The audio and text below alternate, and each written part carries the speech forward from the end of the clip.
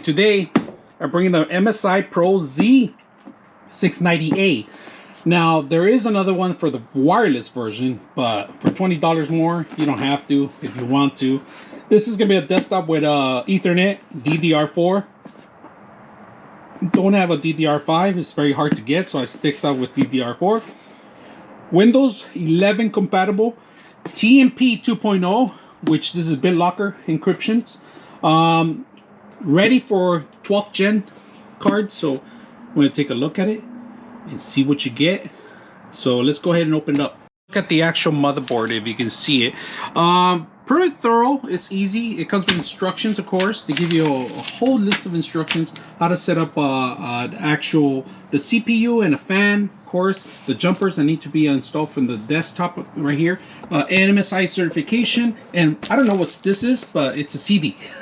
IO shield, a couple of risers for the M.2, including their screws, and a SATA connection. And here's some more SATA M.2 screws.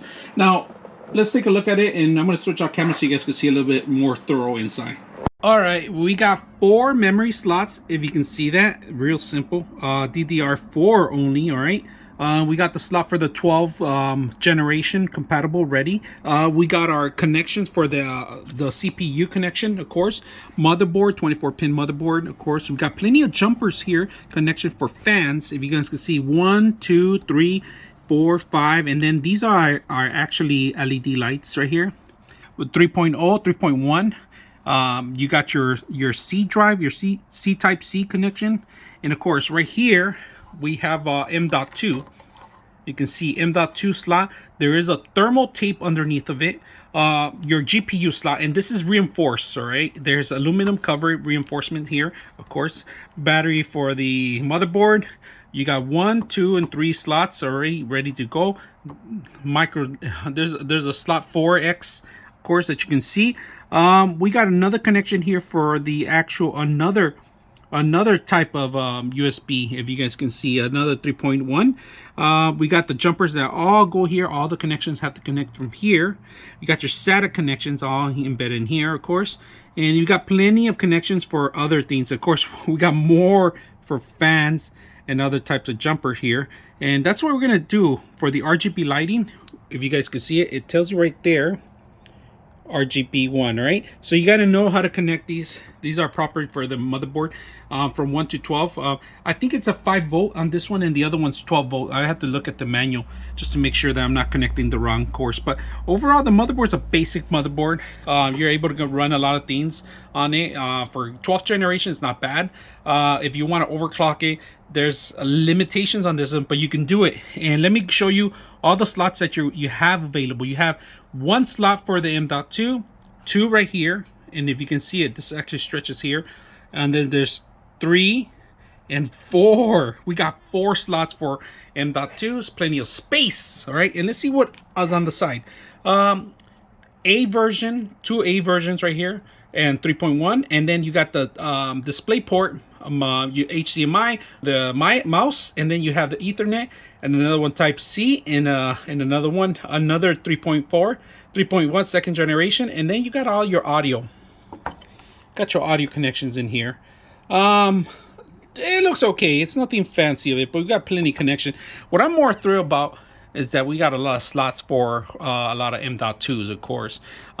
This one's going to be the main one. We're going to start with 1 terabyte, and then we're going to swap it over. Got the audio, RGB, fan number 5 on this one, fan number 4, JTB. This is JTB T1.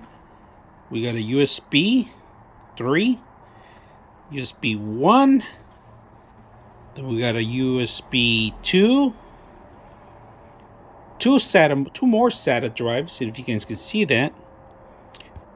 Jumper 1, jumper 2, and then this is where all the connections are going to be. Jumper 1. This is where you're going to be connecting your desktop. JFP2. Here's another one right here, a hidden one that I didn't even see that, and that is the rainbow. This is how many SATAs do we get? Got four. 1, 2, 3, 4. 4 connections. Let's keep going. Up, up, up. Let's see if any more. Oh, there's another one right there. Another one for the fan. It's crazy.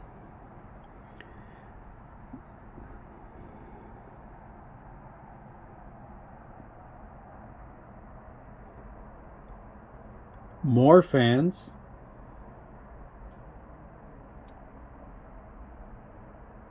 So I did have an error and it showed up a little red light there. It's because I wasn't getting enough power for my GPU, which is because the GPU wasn't connected properly. It was actually sticking out on this motherboard. Was actually, this case wasn't good for it. I had to remove this, and then that little red light went away. Don't have any issues. HyperX is working well with the actual motherboard. Even this water cooling system is working really well too. Integrated fans, I still have enough room for more fans. Right now, these fans are not connected to the motherboard; they're connected to power, but the LED is connected to the actual motherboard. Other motherboards don't have enough fans, but this one has plenty of fans, plenty of juice. I am gonna clean up a little bit of the cables so it could look a little better. But if you guys notice the bottom, I put all my M.2s in there, all 4 of them, and I end up putting of course, you know, I like radiators on them because I want to keep it cool. I don't want to get overheated. They do heat up. If you're gonna game and transfer files and stuff like that, I recommend you install a radiator on them and some thermal tape on them. Highly recommend you, especially on a motherboard like this. And if you notice, there's still fan space for more fans. Able to move everything around, in the size of the actual motherboard fit for this tower. Other than that, the motherboard fits in perfect. It's taking the latest and greatest of the CPUs, and it's able to work well with any kind of water cooling. In fact, it's working too well. It's actually telling me how cold it is and everything looks really well made. So haven't had an issue at all. Installing, you do need to download the drivers. It comes with a CD. The drivers was a little headache, so you have to download them to USB, have them separate, and highly recommend you put them on a USB prior to this, because if you don't have a CD player, you're gonna need that so you could get the Ethernet to work. Now, if you wanna spend $20 more, you could get the wireless feature built into the system. That is up to you, but unfortunately I didn't get that option. I didn't do that. I went straight for the Ethernet because that's what I'm gonna be doing, Ethernet. If I want a USB wireless, I'll just put a USB drive or something simple. So